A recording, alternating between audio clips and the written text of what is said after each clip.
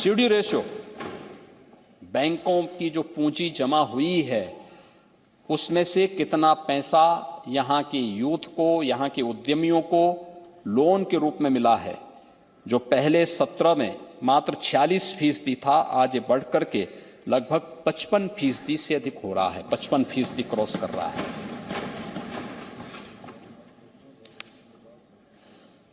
महोदय, 17 से 22 के बीच में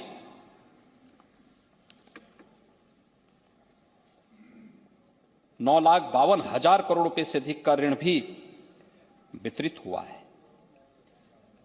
यानी एक वह तस्वीर सबके सामने आ रही है, उत्तर प्रदेश की उन नौजवानों के आकांक्षाओं को पूर्ति करने का माध्यम कैसे बैंक, वित्तीय संस्थाएं बन रही हैं, उसकी एक झलक ये प्रस्तुत करता है। ये रोजगार का सृजन करता है, यूथ के मन में एक विश्वास भरता है, निजी निवेश को प्रोत्साहित करता है, कारीगरों के हुनर को प्रोत्साहित करता है, उसको आगे बढ़ाने का कार्य करता है,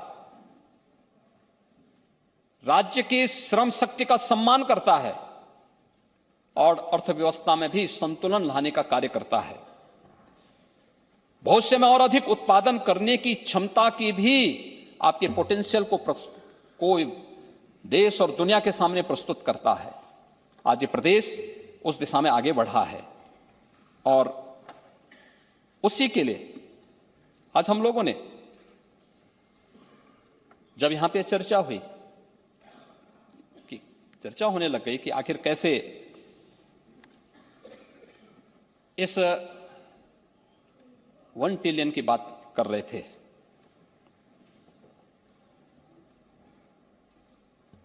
उन्नीस 1946 की घटना है, जब भारत के संविधान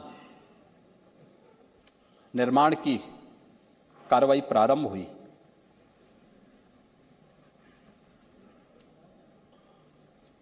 पहली बैठक थी, बाबा साहब भीमराव अंबेडकर ने अपना जो भाषण दिया था, बहुत महत्वपूर्ण भाषण है। उन्होंने उस समय कुछ बात कही थी। उन्होंने कहा था कि लक्ष्य की प्राप्ति के लिए आवश्यक है कि इति को लेकर नहीं, अथ को लेकर के चिंता होनी चाहिए। अर्थात लक्ष्य साफ है, प्रश्न है उसे पाने के लिए शुरुआत कैसे करें।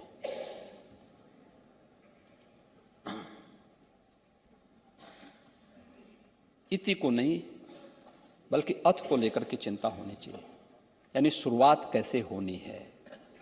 शुरुआत अच्छी होगी तो परिणाम भी अच्छा आएगा। बाबा साहब भीमराव अंबेडकर ने इसे भारत के संविधान के शिल्पी के रूप में बाबा साहब भीमराव अंबेडकर को हर भारतवासी सम्मान की दृष्टि से देखता है, अपार श्रद्धा का भाव रखता है। और जो बात उस समय कही थी बाबा साहब भीमराव अंबेडकर ने, उसी को ध्यान में रख करके हम लोगों ने भी आदरणीय प्रधानमंत्री जी की प्रेरणा से प्रदेश के अंदर देश की आबादी के सबसे बड़े राज्य में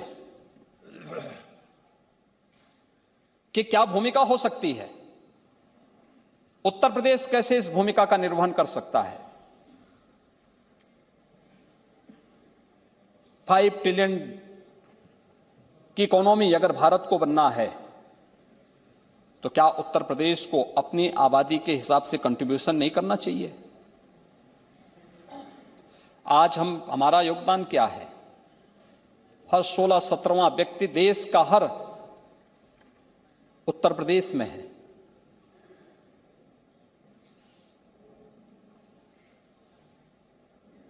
साढ़े पांच से लेकर 6.5 व्यक्ति, यानी में से एक व्यक्ति, एक पौवा भाग उत्तर प्रदेश के अंदर निवास कर रहा है।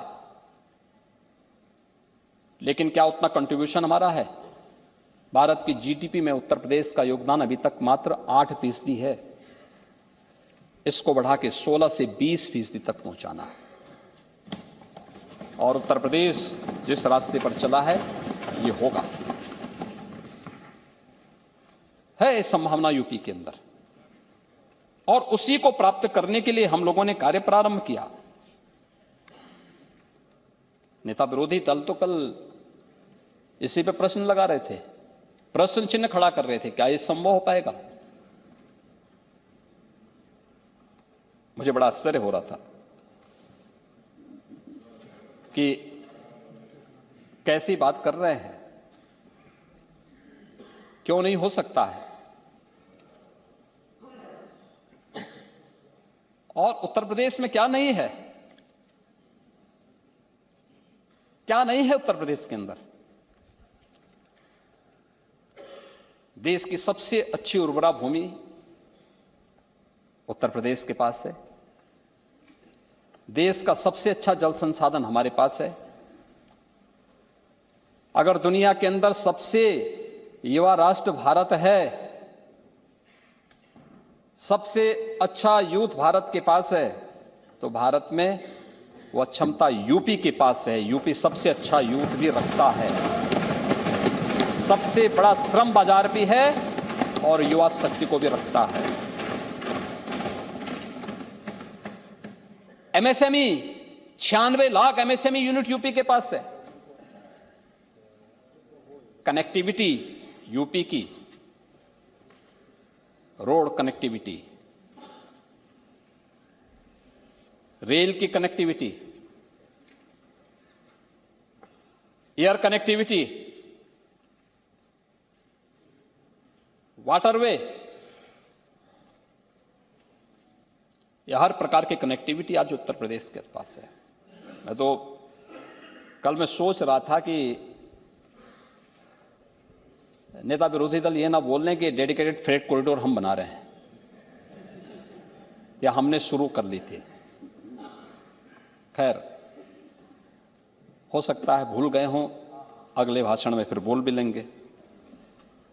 लेकिन 16,000 किलोमीटर से अधिक का रेल नेटवर्क यूपी के पास और freight corridor eastern and western दोनों उत्तर प्रदेश से होकर गुजर रहे हैं। संभावना यूपी के पास है। इनलैंड वाटरवे वाराणसी से हल्दिया के बीच, अभी 13 जनवरी को आदरणीय प्रधानमंत्री जी ने दुनिया के सबसे लंबे रिवर क्रूज का शुभारंभ भी किया।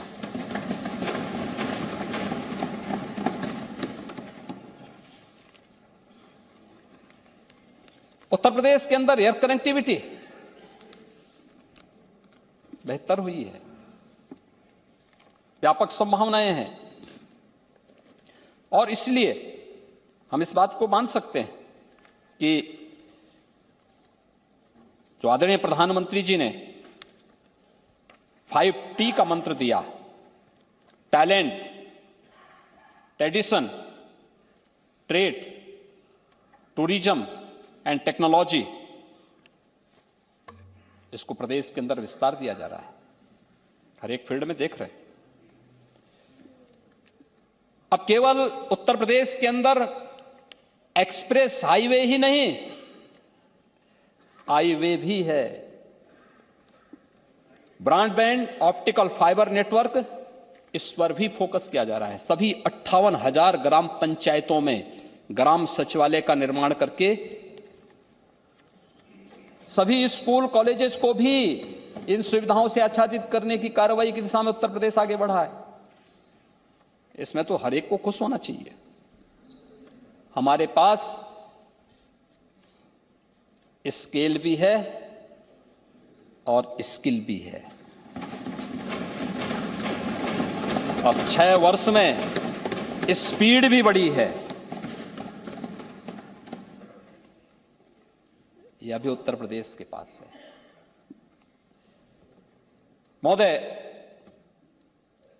प्रदेश के इस पोटेंशियल का लाभ उत्तर प्रदेश को कैसे प्राप्त हो, उत्तर प्रदेश की 25 करोड़ जनता के माध्यम से देश को कैसे प्राप्त हो, इन सब पर ध्यान देने के लिए ही हम लोगों ने कार्य प्रारंभ किया। और मैं बार बार कहता हूं, देश की कृषि योग्य भूमि में से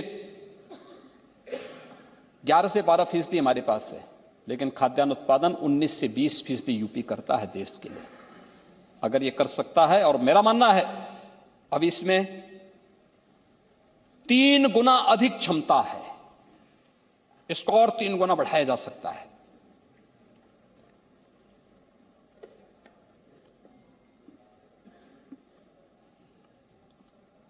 वाराणसी में multi modal terminal, Ghazipur, Rajghat, Ramnagar में, प्रयागराज में भी टर्मिनल बनाने की कार्रवाई प्रारंभ हुई है। फ्लोटिंग टर्मिनल आदि बनने की कार्रवाई तेजी के साथ आगे बढ़ी है, जिससे यहां के उत्पाद को वैश्विक मंच पर पहुंचाने में हम एक व्यवस्था दे सकें। दादरी में भी मल्टी मॉडल लॉजिस्टिक हब और बोड़ाकी में भी मल्टी मॉडल ट्रांसपोर्ट हब ये विकसित किया जा रहा है। वाराणसी में 100 एकड़ भूमि में फ्रेट विलेज विकसित किया जा रहा है और प्रदेश के अंदर इनबाउंड और आउटबाउंड कार्गो के लिए ट्रांसशिपमेंट हब के रूप में यह कार्य करेगा।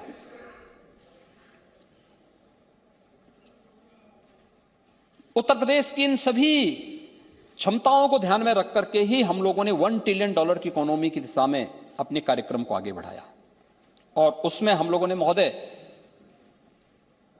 10 सेक्टर चिन्हित किए हैं जिस पे लगातार कार्य चल रहा है। मैं तो चाहता था इस सदन में $1 ट्रिलियन की इकोनॉमी पे चर्चा होनी चाहिए, लेकिन मैं जानता था कि हमारे सहयोगी दलों के लोग तो आएंगे, लेकिन सस्टेनेबल डेवलपमेंट गोल्स पर जब चर्चा हुई थी तब समाजवादी पार्टी सदन से वॉकआउट करके भाग गई थी। ये सस्टेनेबल डेवलपमेंट गोल्स, गरीबी का सर्वथा उन्मूलन, सबको शिक्षा, सबको स्वास्थ्य, सबको रोजगार, अन्नदाता किसानों का उत्थान, मातृशक्ति को मिले सुरक्षा की गारंटी, फाइनेंशियल इंक्लूजन, इन सभी मुद्दों को लेकर के थी। 36 घंटे तक इस सदन में चर्चा हुई, लेकिन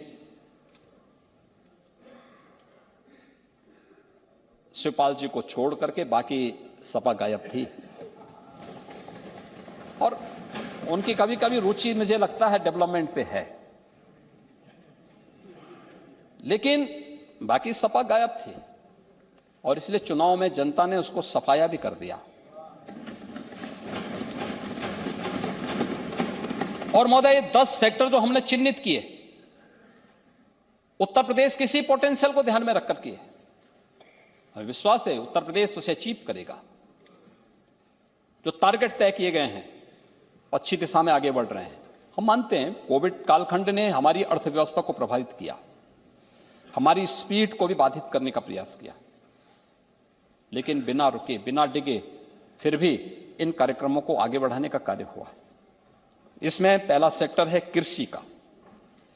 कृषि विपणन एवं विदेश व्यापार, कृषि शिक्षा और अनुसंधान, उद्यान और खाद्य प्रसंस्करण, गन्ना विकास, पशुधन, दुग्ध विकास, मत्स्य। तो आपने एक पन्ना आगे पढ़ दिया। हालांकि अगर जहां आपने पढ़ा उसके अगर और आगे पढ़ते तो शायद हमारी वाली बात आ जाती, लेकिन वो बात आपने नहीं की, क्योंकि आप उतना ही करेंगे जो आपको सूट करेगा। आप वो नहीं कहोगे जो हम लोगों को सूट करेगा। इसलिए आपने अपने हिसाब से पढ़ा। मैं अपने हिसाब से नहीं पढ़ रहा हूं, जो किताब में है वो पढ़ रहा हूं और अपना हिसाब नहीं सोच रहा हूं मैं इसमें। और अगर अपना हिसाब सोचता तो मैं कई और जगह भी है वो पढ़ता। मैं मुख्यमंत्री जी ने जो पढ़ा उसके एक पन्ने पहले मैं पढ़ रहा हूं, उसी कविता और उसी राष्ट्रीय कवि दिनकर जी की द्वंद्व युद्ध के लिए पार्थ को फिर उसने ललकारा, अर्जुन को चुप ही रहने का गुरु ने किया इशारा।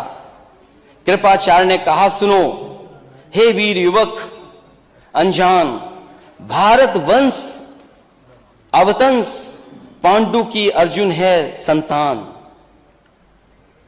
क्षत्रिय है रे राजपुत्र है, वो ही नहीं लड़ेगा, वो ही नहीं लड़ेगा, जिस तिस में हाथापाई में किस कूद पड़ेगा, अर्जुन से लड़ेगा।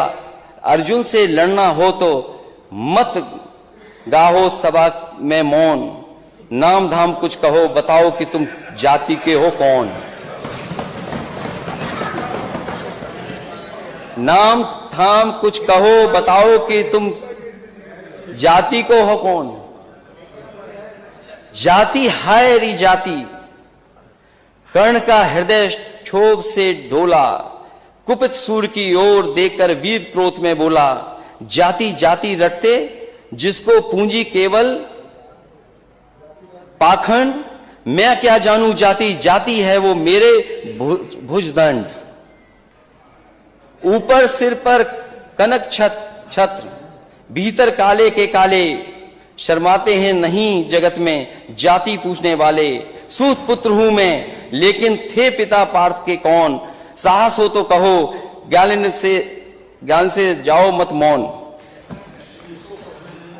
अरे पढ़ने नहीं आ रहा इसलिए कि ये किताब आज ही खरीदी है।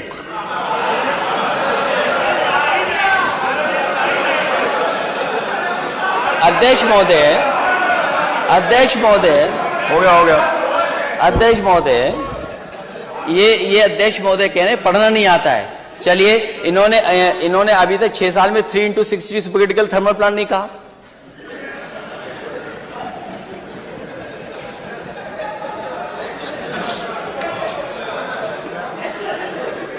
लगता है मुझे दोबारा पढ़ना पड़ेगा। अब आखिरी जो असली है अध्यक्ष महोदय, अध्यक्ष महोदय, शांति, अध्यक्ष महोदय, मस्तक ऊंचा किए जाति का नाम लिए चलते हो, मस्तक ऊंचा किए जाति का नाम लिए चलते हो, पर अधर्मण्य शोषण के बल के सुख के पलते हो। अधम जातियों से थर थर कांपते तुम्हारे प्राण, छल से मांग लिया करते हो अंगूठों का दाम। वो ऊपर वाली तो इसलिए पढ़ दी क्योंकि नेता सदन ने पीछे पढ़ा था, आपने बाद में पढ़ा था। 16वें में क्या है और 15वें में क्या था। ये लड़ाई कोई आज की नहीं है, ये लड़ाई 5,00,000 साल पुरानी है। और अध्यक्ष महोदय ये कह रहे हैं कि मैं पढ़ नहीं पाया। मैं कहता हूं सोने के पत्रे पे भी आप लिख करके दे दोगे तो मैं वो स्वीकार करने वाला नहीं हूं। और मैंने ये रामचरितमानस के बारे में नहीं पूछा था, मैंने कहा नेता सदन ये बताएं शूद्र क्या है। और यही शूद्र अगर ढाल ना बने आपके तो आप सत्ता में कभी नहीं आ सकते, कभी नहीं आ सकते। ये पढ़ने की बात कर रहे हो आप, इतिहास के पन्ने उठाओ आप। क्या आपका घर, आप घर में गए होगे तो गंगा जल से धोया होगा आपको? ये कहां का सिद्धांत है, आज के जमाने का क्या सिद्धांत है ये? एक बार दुनिया के एक हिस्से में 400 साल पहले एक साइंटिस्ट, एस्ट्रोनॉमिस्ट, इसमें तो नहीं पढ़ना पड़ रहा ना मुझे, साइंटिस्ट और एस्ट्रोनॉमिस्ट कहने में, गैलीलियो, उसने ये प्रूव किया कि सूर्य का चक्कर धरती लगाती है। चर्च को यह स्वीकार नहीं था क्योंकि चर्च ने यह कहा था कि धरती का चक्र सूर्य लगाता है, और उसे सजा मिली, सजा, उसकी जान चली गई। लेकिन वही देश, तरक्की करा समाज 400 साल बाद गलती स्वीकार किया कि उसने गैलीलियो को गलत सजा दी चर्च ने। क्या अध्यक्ष महोदय, नेता सदन ये बताएंगे कि शूद्र गलत है, कोई जान से पैदा नहीं हो सकता और किसी भी कभी आप गंगा जल से नहीं धुलवा सकते हो? बताओ, आप शूद्र हो कि नहीं हो?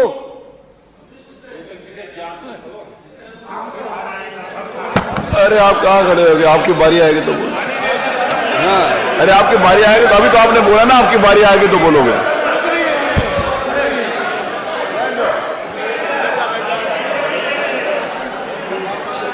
ये हंसी बता रही है कि तुम हम साथ देने वाले हो, ये मुस्कुराहट बता रही है। किसी प्रेशर को मत मानना,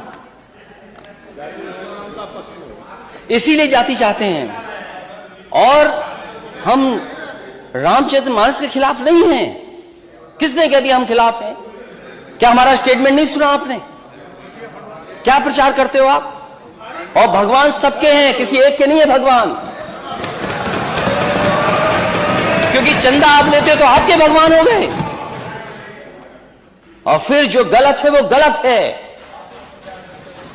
आप एक किसी को खड़ा कर दें कि यहां ताड़न का मीनिंग क्या है, हम भी 10 को खड़ा कर सकते हैं ताड़न का मीनिंग क्या है। क्या एक को खड़ा करके ताड़न की भाषा बताएं, मीनिंग बताएंगे आप?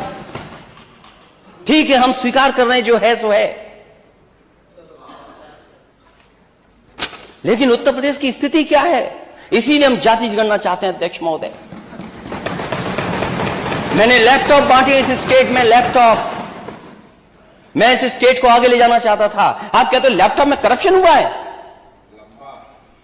अगर एक भी बता दे इसमें से नेता सदन, बताएं करप्शन क्या हुआ है, लंबा हुआ है या छोटा हुआ? क्या आप बात करते हैं अध्यक्ष महोदय? एक्सप्रेसवे में घोटाला हुआ है, और जब प्लेन उतारना पड़ा हरकुलिस, तो उसी एक्सप्रेसवे पे जो समाजवादियों ने डिजाइन किया था। जानते हो हरकुलिस कौन सा हवाई जहाज है? घोटाला। हरकुलिस नहीं जानते ये कौन है? किसने डिजाइन किया? किसने डिजाइन किया वो हाईवे? कौन डिजाइन किया हाईवे? आप भी कौन डिजाइन किया हाईवे? अनिल बैठिए। अरे पहले बोलना तो सीख लो, भो कर रहे हो, क्या कर रहे हो? अरे बैठिए आप। नहीं, आप माने नहीं था। इधर भी आप लोग भी शांत रहो। अभी पानी की जरूरत नहीं है, पानी पी लो पहले खुद। जासु राज प्रिय प्रजा दुखारी, सो नृप अब इस नरक अधिकारी। क्या गलत है इसमें? तो नहीं गलत पढ़ा, इसमें तो ठीक पढ़ा ना। आप तो रामचरितमानस को रिपीट कर रहे थे, आप इसको रिपीट कर दो आप। और वो जो पंक्तियां हैं उनको मैंने कहा था नेता सदन पढ़ के सुना दें। नेता सदन कहें वो किसी बात को बहस चल रही हो तो। इसलिए हमने पहले ही कहा कि हम लोग खिलाफ नहीं है। क्या है? जो गलत है वो गलत है। इसलिए इस प्रदेश को कहां ले जा रहे हैं आप? दुनिया के दूसरे देश घूम करके आए आप आए। दुनिया के दूसरे देशों, मैंने अपने स्पीच में कहा था कि जिन जिन देशों को देख करके आप आए हैं, क्या उन देशों में कहीं भी एक जगह आपको सड़कों पर छोटा जानवर घूम रहे दिखते हों? और ये सूची लंबी है। अगर हम इस रिपोर्ट को सही माने और सरकार का बजट ठीक माने तो बजट अभी कम है। अगर ये रिपोर्ट ठीक है तो अभी 11 लाख से ऊपर छुट्टा जानवर है प्रदेश में, और 750 के लिए बजट रखा है। अगर आवारा पशु जो सड़कों पे घूमने, अगर उसकी गिनती हो जाएगी तो ये न जाने कहां पहुंच जाएगी।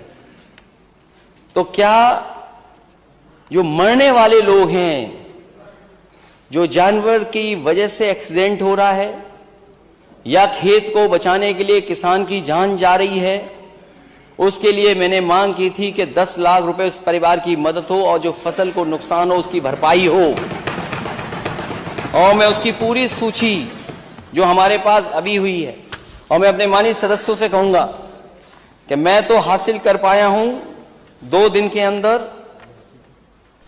13 + 8 21 हो गए, और इसमें लंबी सूची है। इसको मैं टेबल करना चाहता हूं अध्यक्ष महोदय, कम से कम ये सरकार देखे, और मैं लंबी सूची देकर के और आपको अपडेट कराऊंगा। ये फैजाबाद की है, आपकी सूची फैजाबाद की है। और ये दोनों रिपोर्ट्स, एक इंडिया टुडे की है और एक जो प्राइवेट संस्था जिसके आंकड़े मैंने बोला था वो रिपोर्ट है, मैं टेबल करूंगा अभी आपको। जब ये सरकार बजट ही नहीं खर्च कर पा रही है तो रोडवेज क्या ठीक होंगे जहां पर करोड़ों लोग चलते हैं। शिक्षा व्यवस्था में अगर डीबीटी कर रहे हैं आप तो क्या बच्चों को ड्रेस मिल गई, मोजे मिल गए, स्वेटर जूते क्या मिल पा रहे हैं उनको? और किताबें तो अभी तो बहुत सी जगह पहुंची ही नहीं है। में गई थी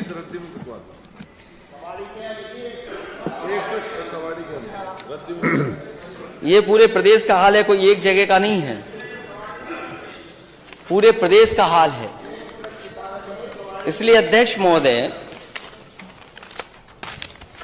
अगर हम धार्मिक परंपराएं मानते हैं और रीति रिवाज को मानते हैं तो ये समय नहीं है उन बातों को कहने का भी अध्यक्ष महोदय कि उन रीति रिवाजों के बारे में मैं नेता सदन से पूछूं, क्योंकि वो परंपरा भी नहीं रही हैं।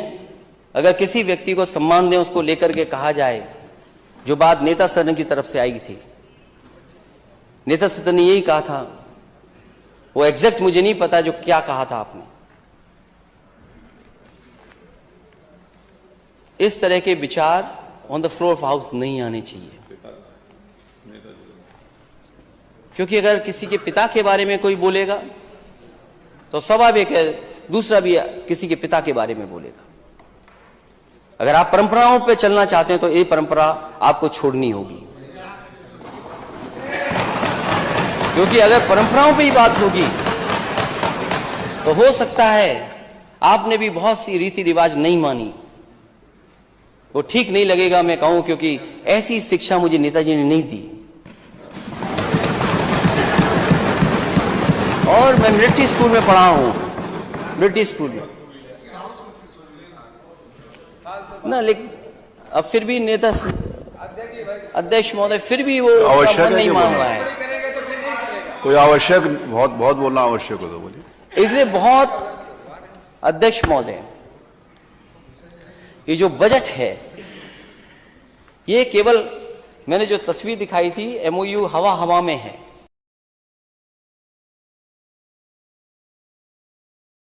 हमारे राष्ट्रीय अध्यक्ष लालू जी दिल्ली से जुड़ रहे हैं।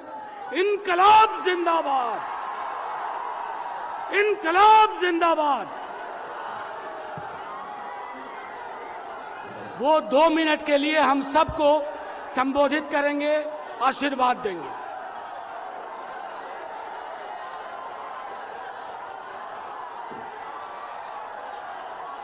सुनिए सुनिए। बिहार पूर्णिया के रंगभूमि में जुटे हुए महागठबंधन के सभी नेता कार्यकर्तागण, मुख्यमंत्री Nitish Kumar ji, deputy chief minister Tejashwi Yadav ji, Dipankar Bhattacharya जी, जीतन राम मांझी जी,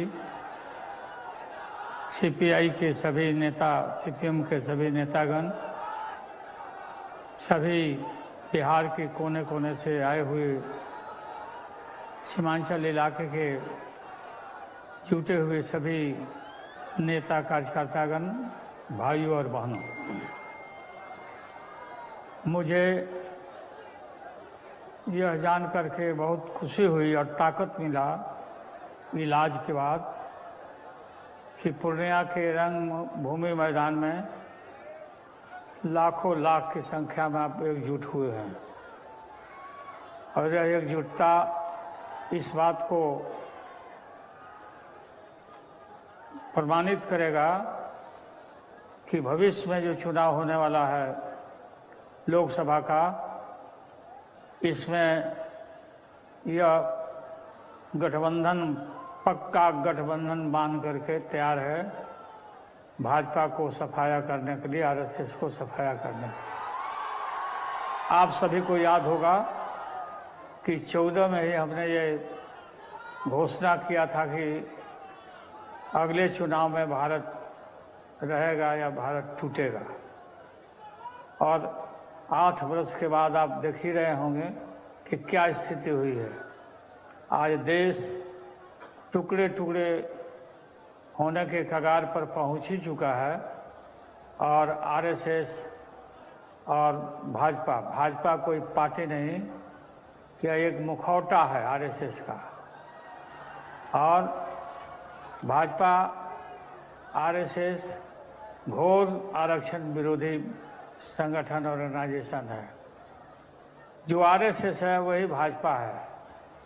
इसको मुखौटा के रूप में हम लोग देखते हैं। देश में गरीबी, गुर्बत, लाचारी, बेबसी कगार पर पहुंचा हुआ तानाशाही बिल्कुल कम से कम पक्का ही हो चुका है। जो नरेंद्र मोदी आरएसएस जो चाह रहा है वही नरेंद्र मोदी कर रहे हैं। किसी का सम्मान नहीं, सभी लोगों का अपमान, लोकतंत्र की हत्या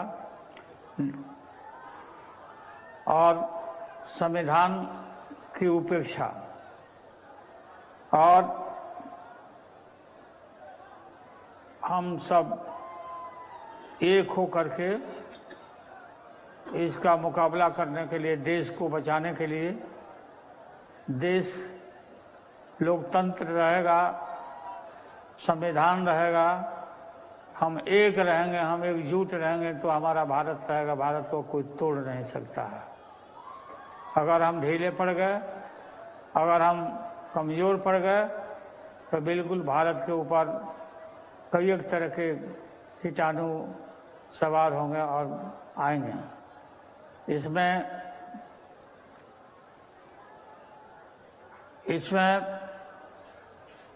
आप लोग को मालूम होगा कि आपको याद होगा कि पूर्णिया के रणभूमि मैदान से ये जो शंखनाद होने के लिए आप हम इकट्ठे हुए हैं,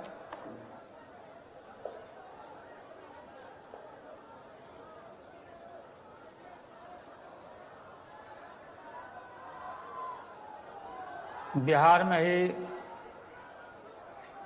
आरएसएस के रथ को हमने रोका था बिहार वासियों के सहारे।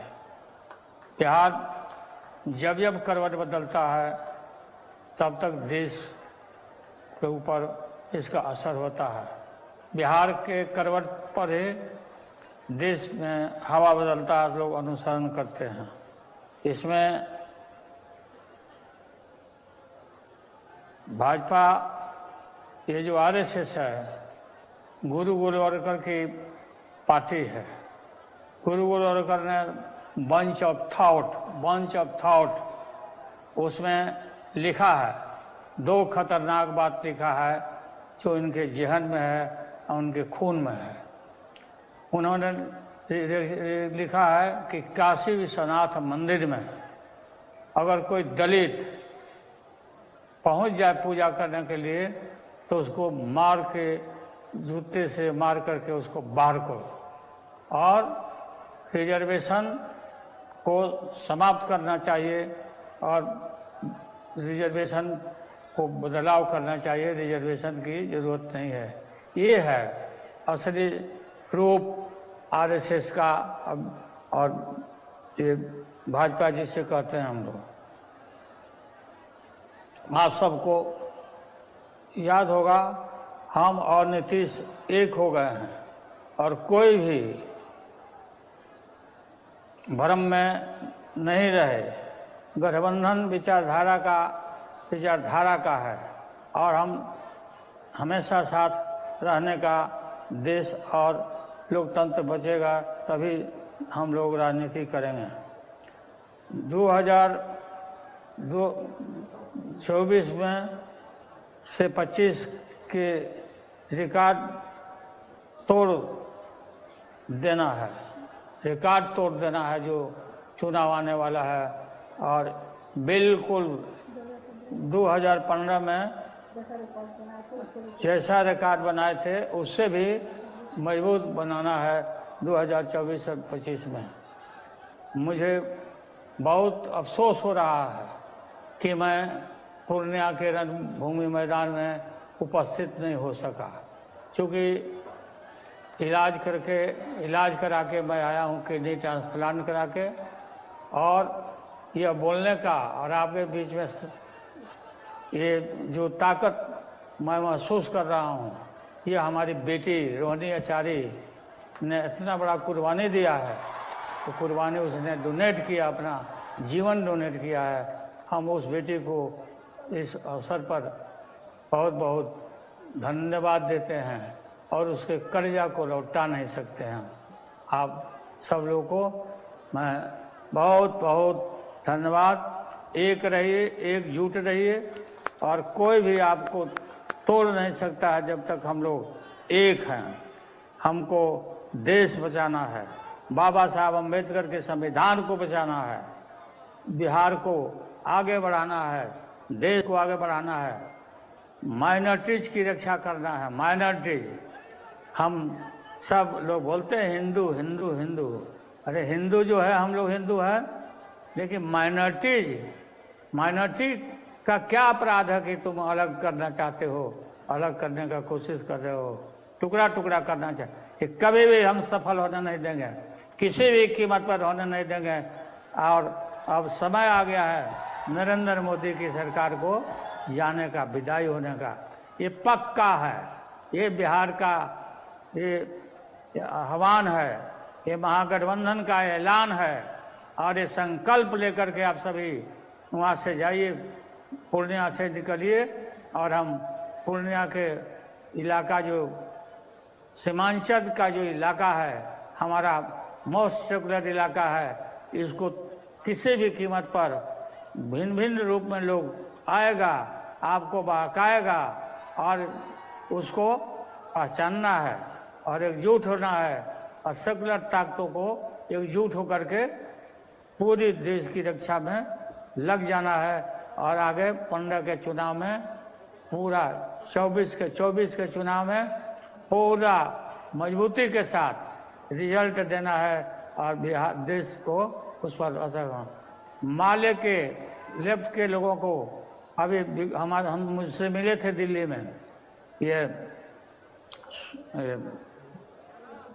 येचुरी साहब आके मिले थे, येचुरी जी मिले थे, और उनसे भी हमारी काफ़ी विस्तार से बात हुई।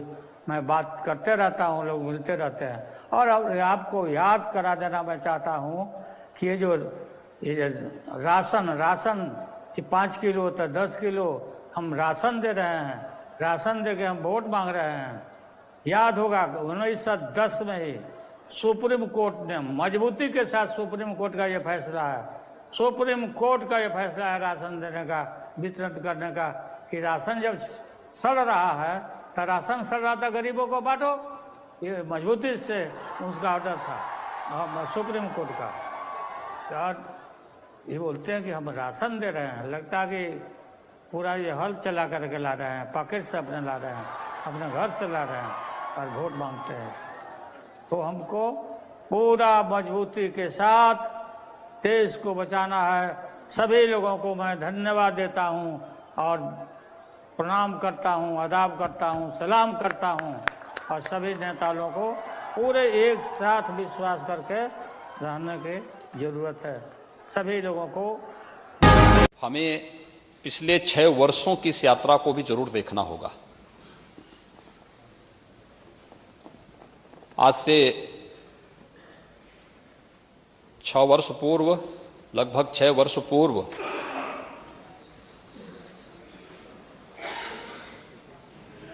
उत्तर प्रदेश के अंदर, उत्तर प्रदेश की जनता जनार्दन ने आदरणीय प्रधानमंत्री श्री नरेंद्र मोदी जी के आह्वान पर सबका साथ, सबका विकास, सबका विश्वास और सबके प्रयास के इस मूल मंत्र को अंगीकार करते हुए उत्तर प्रदेश के अंदर सत्ता परिवर्तन करने का कार्य किया था। सत्ता परिवर्तन के फलस्वरूप 2017 से लेकर के 2022 इन 5 वर्षों तक सरकार ने सफलतापूर्वक प्रदेश के अंदर कार्य किया और जनता जनार्दन का फिर से आशीर्वाद प्राप्त हुआ। सरकार फिर से पूर्ण जनादेश प्राप्त करके आज अपना यहां पर बजट प्रस्तुत भी की। मैं धन्यवाद दूंगा अपने सहयोगी वित्त मंत्री श्री सुरेश खन्ना जी को, जिन्होंने उत्तर प्रदेश की 25 करोड़ जनता की भावनाओं को ध्यान में रख करके अपना बजट प्रस्तुत किया और प्रदेश के अंदर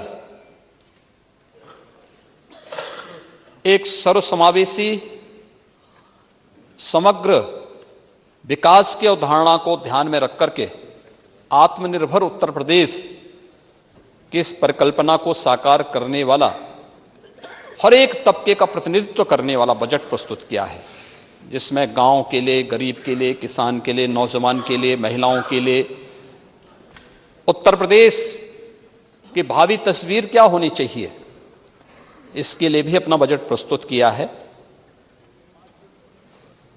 महोदय, पिछले 6 वर्ष के अंदर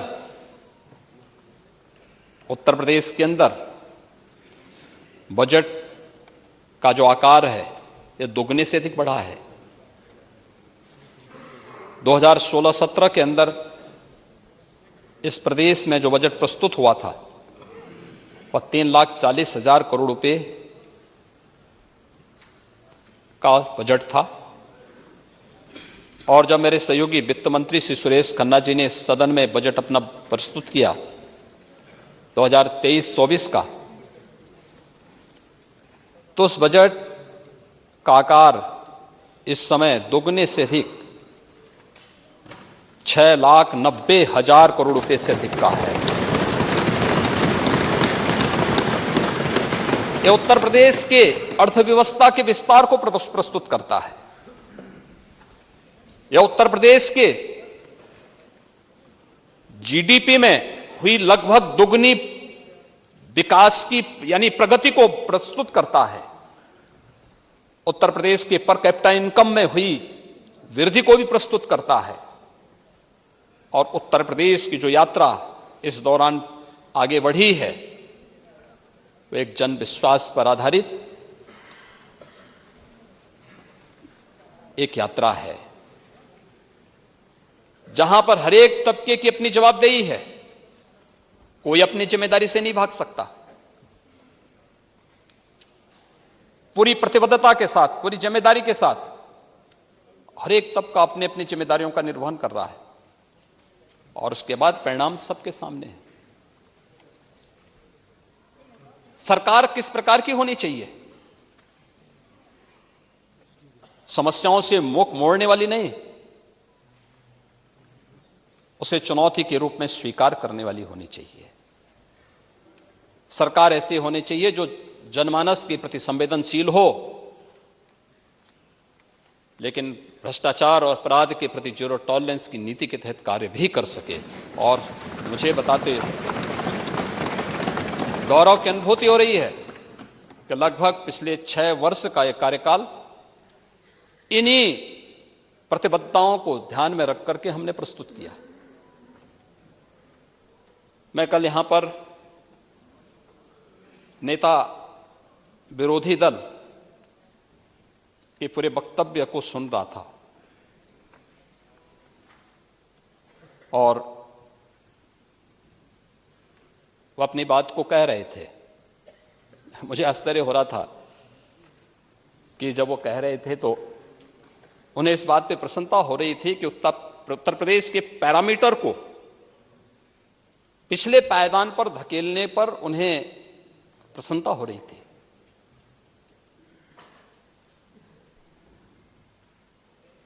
उत्तर प्रदेश पीछे क्यों भाग रहा था? सत्र के पहले हर एक क्षेत्र में पीछे क्यों जा रहा था? हम सब जानते हैं, हर व्यक्ति इस बात को जानता है, हर समस्या के 2 समाधान होते हैं। हर समस्या के दो समाधान, भाग लो या भाग लो।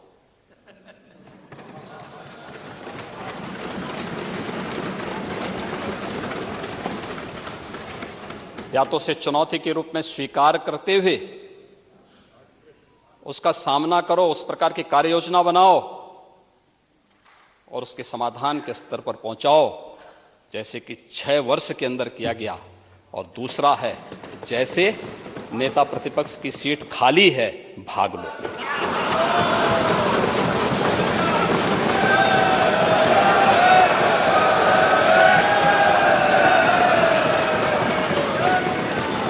और ये केवल यहीं पे नहीं हुआ है, अभी भी आ रहा हूं, अभी तो ये शुरुआत है। अभी तो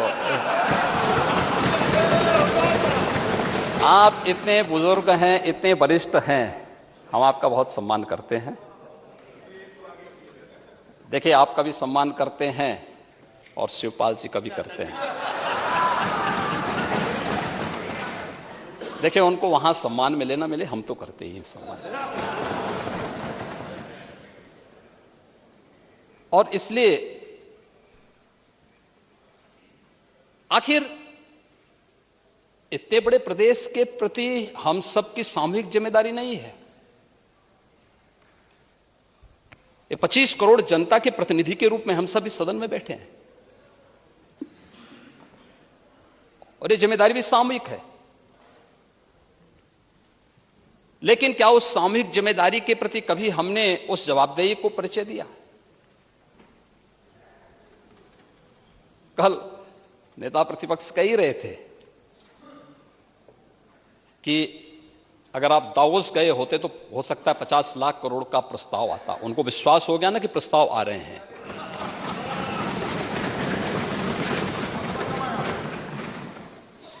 लेकिन ये जो 33 से 35 लाख करोड़ रुपए के प्रस्ताव आए हैं, ये भी जन विश्वास और सरकार की क्रेडिबिलिटी का ही प्रतीक है।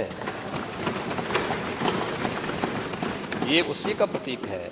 क्यों नहीं आता था 17 के पहले? और 2013 की उस वाकया को दुनिया थोड़े भूली होगी, जब कुंभ के बारे में एक प्रेजेंटेशन करने के लिए हार्वर्ड विश्वविद्यालय गए थे और चचा जान को जो है तलाशी से गुजरना पड़ा था। उसके बाद वो लोग विश्वविद्यालय ही नहीं पहुंच पाए। प्रदेश की क्या स्थिति हुई थी? हमने प्रदेश को कहां पहुंचाया था?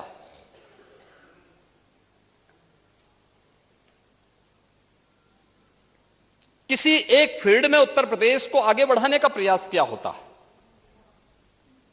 लेकिन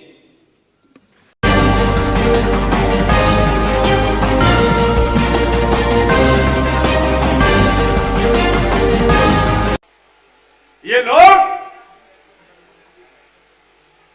सावरकर की औलाद है, ये लोग गद्दारों की औलाद है, ये देशद्रोहियों की औलाद है। जब हमारे शहीद लोग कुर्बान हो रहे थे, तब ये लोग अंग्रेजों की तलवार चाट रहे थे। महोदय, मैं आपका शुक्रिया अदा करना चाहता हूं महोदय कि आपने मुझे बोलने का मौका दिया। अचानक मैं राज्यपाल के अभिभाषण पर निवास प्रस्ताव में अपनी बात बोलने के लिए खड़ा हुआ हूं महोदय। अच्छा होता कि विपक्ष के लोग रहते, उनको सच्चाई से रूबरू किया जाए। महोदय,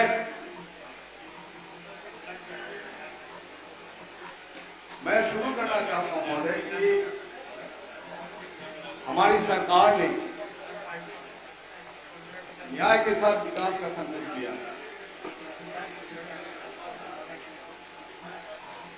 महोदय, सरकार अपनी है महोदय, मैं थोड़ा संशोधन भी करना चाहता हूं। अगर न्याय के साथ सौहार्द, न्याय और सौहार्द के साथ विकास की बात अगर हो महोदय, तो आज के माहौल में ज्यादा माकूल होता है। आज ये लोग भाग गए महोदय। बहुत से मिसाल दे रहे थे, लोकतंत्र को बचाने की बात हम लोग कर रहे हैं।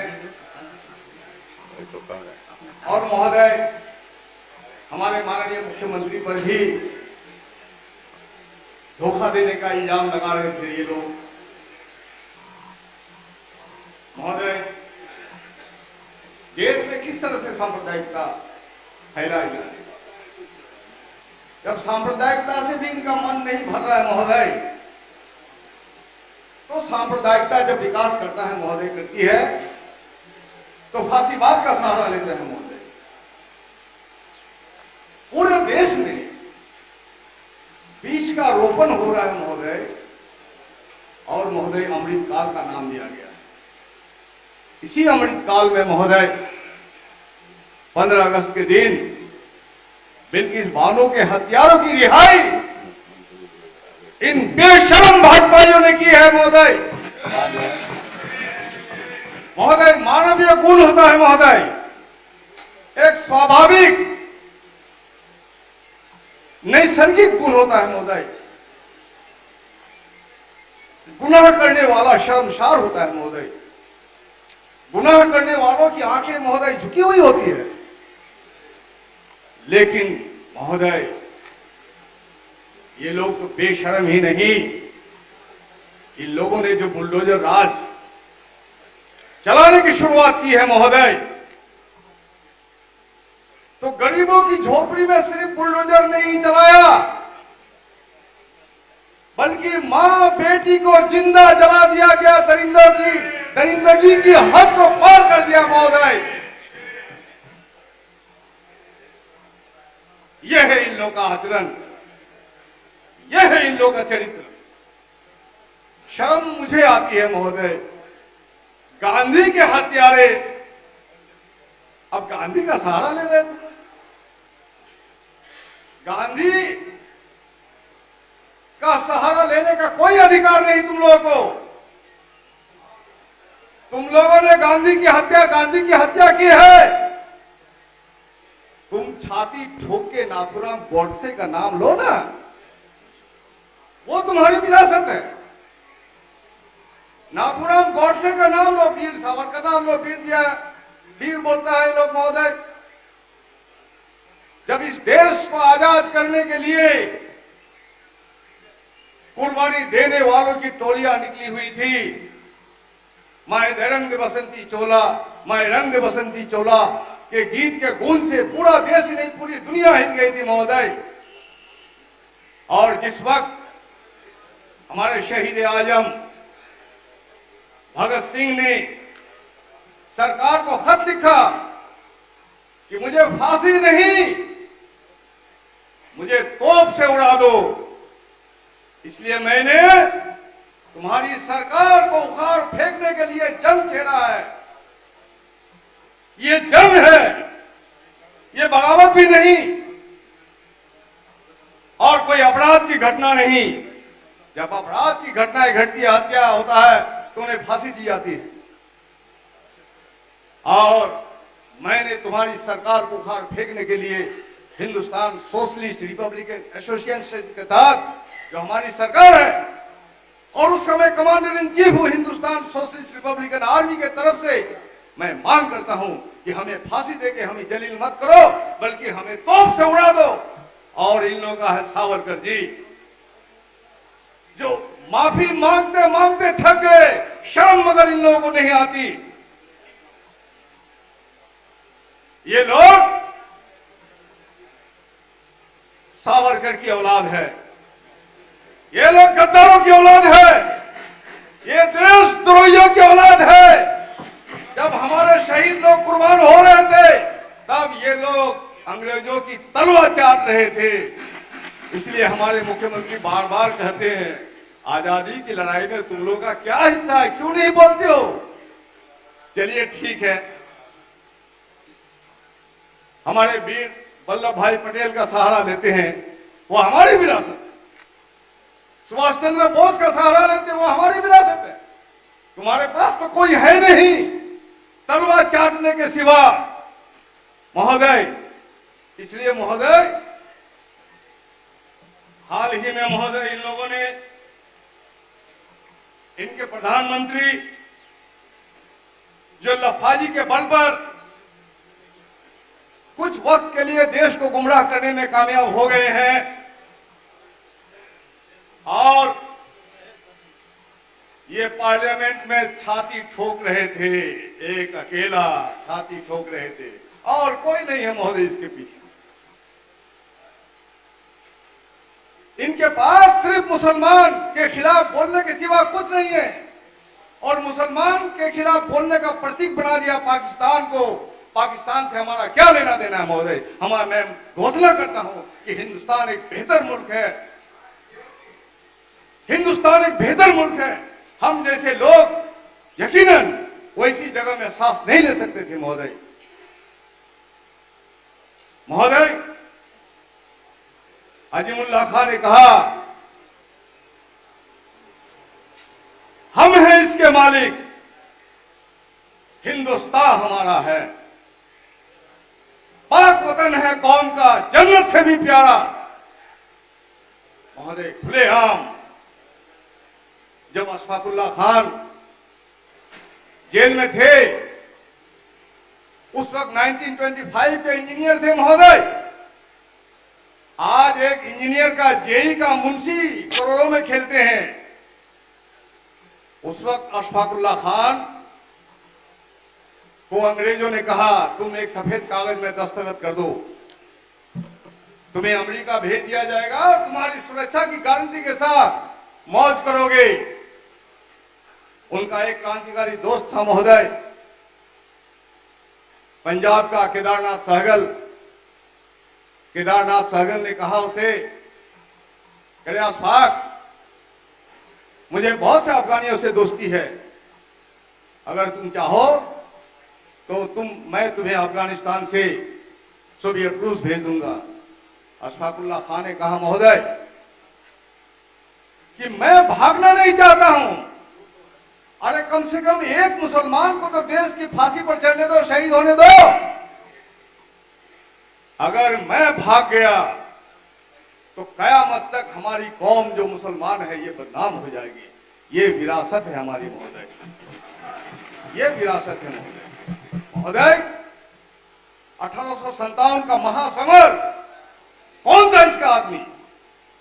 नाम बताए, चुनौती दे रहे हैं हम लोग और ये चुनौती बिहार की जनता ने देना शुरू कर दिया। 1857 के महासमर में तमाम क्रांतिकारियों ने एक 85 साल के बूढ़ा बहादुर शाह जफर को महोदय आग्रह किया कि आप हमारी रहनुमाई कीजिए। और 85 साल के एक बूढ़े की ताकत क्या होती है महोदय? कितना बड़ा वो सेनापति शरीर से बन सकते हैं महोदय, लेकिन वो बात नहीं थी महोदय। पूरे हिंदुस्तान की गंगा जमनी तहजीब के प्रतीक के रूप में उनको देखा गया और उन्होंने कबूल किया उस जंग को नेतृत्व देने के लिए। और महोदय, जंग के पराभव के बाद जब उनको गिरफ्तार किया गया महोदय, और जब उनको भूख लगी, उन्होंने नाश्ते का तलब किया, तो सोने की तश्तरी में उनके 2 बेटे का कटा हुआ सर उसके सामने पेश किया गया। उन्होंने कहा महोदय, मुगलों के शहजादे ऐसे ही देश में कुर्बान होने के लिए अपने बाप के पास सुर्खरू होके आते हैं। कहां है महोदय ये लोग गद्दार? वो बहादुर शाह जफर ने कहा महोदय, हिंदियों में वो रहेगी जब तक ईमान की, तख्त लंदन तक चलेगी एक हिंदुस्तान की। आज महोदय मैं यह कहना चाहता हूं, हिंदियों का प्रतीक बिहारियों में वो रहेगी जब तक ईमान की, तख्त दिल्ली तक चलेगी तेग हिंदुस्तान की। महोदय, ये छाती ठोकता है, 56 इंच का सीने की बात करता है महोदय। महोदय, सेना के सम्मान की बात करते हैं महोदय। किसने सेना का अपमान किया? अभी हाल ही में महोदय इनके जयशंकर ने प्रेस कॉन्फ्रेंस करके कहा, भले ही चीन हमारी सरहद में घुसा हुआ हो, लेकिन चीन हमसे बहुत बड़ी अर्थव्यवस्था वाला देश है, इसलिए हम उन्हें कुछ नहीं कर सकते। महोदय ये सेना का अपमान है, ये सेना का अपमान है महोदय। अग्निवीर योजना के तहत इन्होंने सेना का अपमान ही नहीं किया, बल्कि लाखों बेरोजगारों का अपमान किया, नौजवानों का अपमान किया कि सुबह शादी भोर 4 बजे उठ के जो दौड़ते हैं कि वतन के राह पर कुर्बान होने की तमन्ना रखते हैं, साथ साथ रोजी रोटी का भी कुछ इंतजाम हो जाएगा। इन लोगों का अपमान है महोदय। इसलिए महोदय हम तो महोदय आज चूंकि वक्त हो गया था, नहीं बचा हुआ है, लेकिन मानसिक रूप से महोदय प्रस्तुत नहीं थे। हम महोदय इनको याद दिलाना चाहेंगे कि हमारे माननीय मुख्यमंत्री पर धोखा का इल्जाम लगा रहे थे। शर्म नहीं है इन लोगों को? अरे महोदय ये लोग विश्वासघाती है। बिहार के विकास के लिए जब महोदय इन लोगों के साथ हमारे माननीय मुख्यमंत्री सरकार चला रहे थे, तब ये लोग उनकी पीठ के पीछे छुरा भोंक रहे थे। मुंह में राम, बगल में छुरी, यही है महोदय इन लोगों का आचरण। महोदय हम माननीय मुख्यमंत्री को बहुत बहुत धन्यवाद देना चाहते हैं कि ऐसे नाजुक वक्त में जो माननीय मुख्यमंत्री ने फैसला लिया ऐसे शैतानों से अलग थलग होने का और महागठबंधन के साथ गठबंधन को एकजुट करके हिंदुस्तान की आजादी जो खतरे में है, संविधान जो खतरे में है, जुडिशियरी की स्वतंत्रता जब खतरे में है, लोकतंत्र खतरे में है, महोदय ऐसे समय में उनकी हिम्मत की मैं दाद देता हूं महोदय। हम महोदय उनकी हिम्मत की दाद देते हैं महोदय, लेकिन साथ साथ महोदय हम लोग को चौकस भी रहना होगा।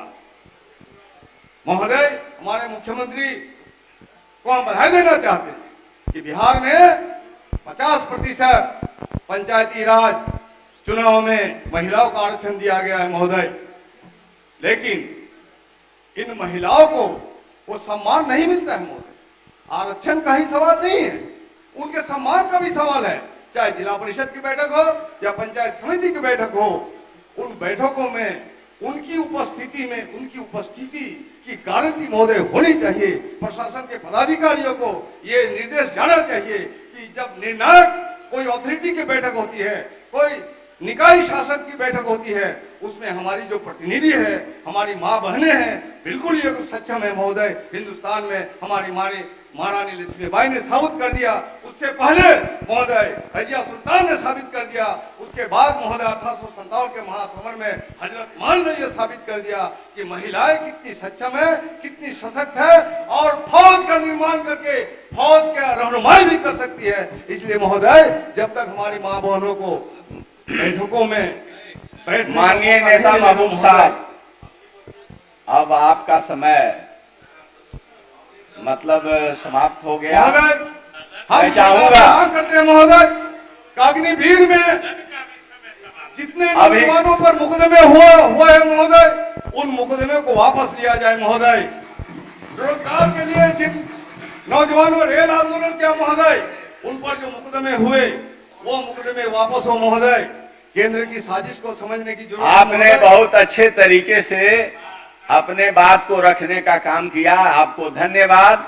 और अब हम चाहेंगे कि आप अपना अभी गौर कीजिए एक ऐसे शख्स पर जो राजनीति में बिल्कुल नया है, नया ही नहीं बिल्कुल नया है, लेकिन सभी को राजनीति के नए नए गुण सिखा रहा है। जो टोपी पहनकर मफलर बांधे और खांसते हुए देखते ही देखते प्रधानमंत्री का दावेदार बनते जा रहे हैं। इस शख्स का नाम अरविंद केजरीवाल है। कई जानकार कहते हैं कि अन्ना आंदोलन की छांव वही दिखने वाले शख्स ने रखी। इनका जन्म 16 अगस्त 1968 को भिवानी जिले के सिवानी में एक वैश्य परिवार में हुआ, जो हरियाणा में है। बहुत से लोगों को पता नहीं है कि उनका जन्म जन्माष्टमी के दिन हुआ था। इसी कारण उनके माता पिता प्यार से उन्हें किशन बुलाते हैं।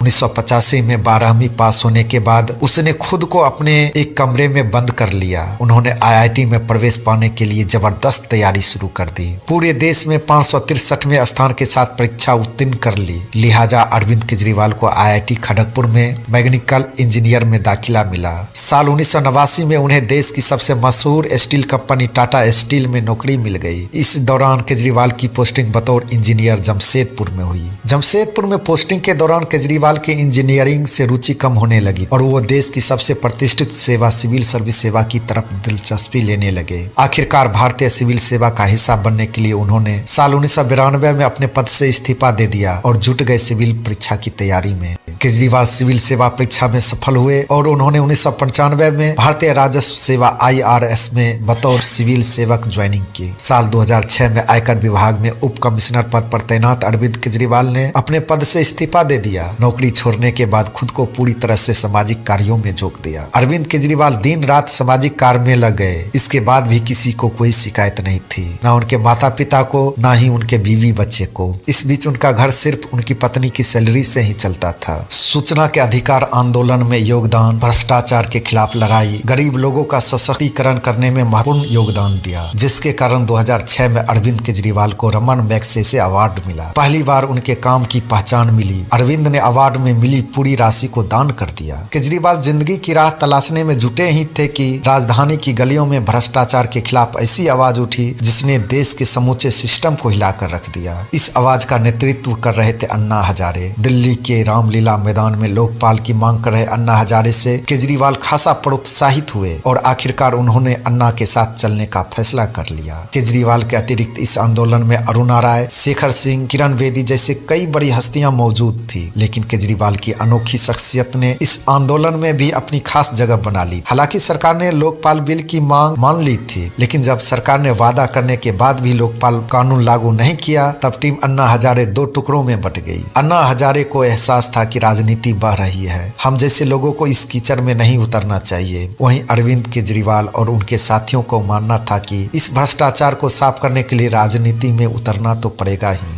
अरविंद केजरीवाल ने नवंबर 2012 में औपचारिक रूप से आम आदमी पार्टी का गठन किया। इसी बीच 2013 में दिल्ली में विधानसभा चुनाव की घोषणा हुई और आम आदमी पार्टी ने भी इन चुनावों में हिस्सा लेने का ऐलान कर दिया। दिल्ली की मुख्यमंत्री शीला दीक्षित की सियासी बिसात पर मात देने के लिए उतरे अरविंद केजरीवाल इन चुनावों के साथ सोशल मीडिया की 5वीं सबसे लोकप्रिय राजनीतिक शख्सियत बन गए। दिल्ली में साल 2013 के विधानसभा चुनावों के नतीजे खासे चौंकाने वाले। आम आदमी पार्टी के नेता अरविंद केजरीवाल ने शीला दीक्षित को उन्हीं के चुनावी क्षेत्र में मात दे दी थी। हालांकि दिल्ली में आप महज 28 सीटों के साथ अल्पमत में थी। वहीं बीजेपी ने 31 सीटों पर जीत हासिल की। इसके बावजूद आम आदमी पार्टी ने कांग्रेस और कुछ निर्दलीय पार्टियों से गठबंधन कर दिल्ली की गद्दी को अपने नाम कर ली। इसी के साथ 28 दिसंबर 2013 को अरविंद केजरीवाल ने राजधानी के दूसरे सबसे युवा मुख्यमंत्री के रूप में शपथ ग्रहण